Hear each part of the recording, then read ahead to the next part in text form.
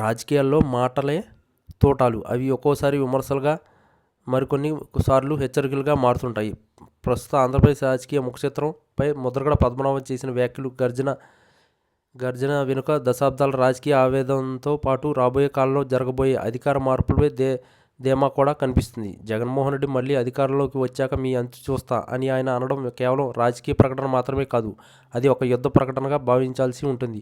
ఈ వ్యాఖ్యలను నేరుగా తెలుగుదేశం పార్టీ అధినేత చంద్రబాబు నాయుడు మరియు జనసేన పవన్ కళ్యాణ్ లక్ష్యంగా సాగాయి. ముఖ్యంగా పవన్ కళ్యాణ్ గురించి ప్రస్తావిస్తూ ఆయన కేవలం చంద్రబాబు చేతిలో ఒక పాము మాత్రమని ముద్రగడ చేసిన వ్యాఖ్యలు కాపు సామాజిక వర్గంలో ఒక చర్చకు దారితీశాయి.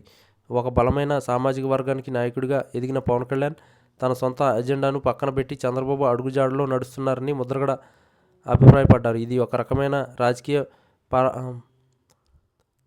పారతత్వత అని భావిస్తున్న ఆయన పవన్ కళ్యాణ్ ఇమేజ్ను చంద్రబాబు తన అవసరాలను వాడుకుంటున్నారని బలంగా నమ్ముతున్నారు. చరిత్రను తిరగరాసే ముద్రగడ పద్మనాభం రాజకీయ ప్రస్థానంతో ఎంతో ఉద్రేకభరితమైనది. కాపు రిజర్వేషన్ల కోసం ఆయన చేసిన పోరాటాలు, ఈ సమయంలో ఆయన ఎదుర్కొన్న అవమానాలు నేటికి ఆయన మనసులో సజీవంగా ఉన్నాయని ఈ తాజా హెచ్చరికలు చెబుతున్నాయి. ముఖ్యంగా గతంలో తనపై జరిగిన దాడులు మరియు తన కుటుంబాన్ని ఇబ్బంది పెట్టిన తీరును ఆయన మర్చిపోలేదు. పద్మనాభం ముక్కు కోశారు అన్న అలంకారిక ప్రయోగం ఇక్కడ కేవలం శారీరక గాయం గురించి కాదు, అది ఒక వ్యక్తి యొక్క గౌరవానికి జరిగిన భంగం గురించి తెలియజేస్తుంది. ఆత్మాభిమానం దెబ్బతిన్న నాయకుడు ఎంతటి తీవ్రమైన నిర్ణయాలకైనా వెనకాడని ముద్రగడ మాటల్లోని తీవ్రత స్పష్టం చేస్తుంది.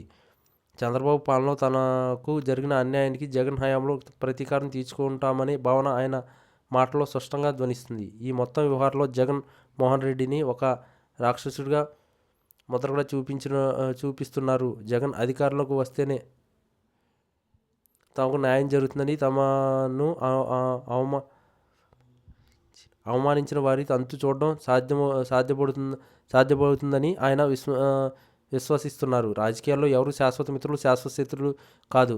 అలాగే కానీ ముద్రగడ వైఖరి చూస్తుంటే ఈ పోరాటం వ్యక్తిగత స్థాయికి చేరుకుంటున్నట్లు కనిపిస్తుంది. పవన్ కళ్యాణ్ను చంద్రబాబు నామకరణం చేసిన ఒక బొమ్మగా అభివర్ణించడం ద్వారా పవన్ అనుచరులను మరియు అభిమానులను కూడా ముద్రగడ ఆలోచనలో పడేశారు. అటు అధికారం కోసం చంద్రబాబు, ఇటు ఉనికి కోసం పవన్ చేస్తున్న ప్రయత్నాలు ముద్రగడ వంటి సీనియర్ నాయకులను ఆకట్టుకోలేకపోతున్నాయి. ప్రజలను బానిసలుగా చూస్తే మనస్తత్వం పాలకులకు ఉండకూడదని, ఒకవేళ అలా భావిస్తే ప్రజలే తగిన బుద్ధి చెప్తారని ఆయన హెచ్చరిస్తున్నారు. రాబోయే ఎన్నికలు కేవలం అధికారం కోసం జరిగే పోరు మాత్రమే కాదు, ఇది ఆత్మాభిమానానికి మరియు రాజకీయ కుతంత్రాలకు మధ్య జరిగే యుద్ధమని ముద్రగడ పద్మనాభం తన వాగ్దాటితో స్పష్టం చేశారు. ఈ పరిణామాలు ఆంధ్రప్రదేశ్ రాజకీయాల్లో ఎట్లాంటి మలుపులు తిరుగుతాయో వేచి చూడాలి.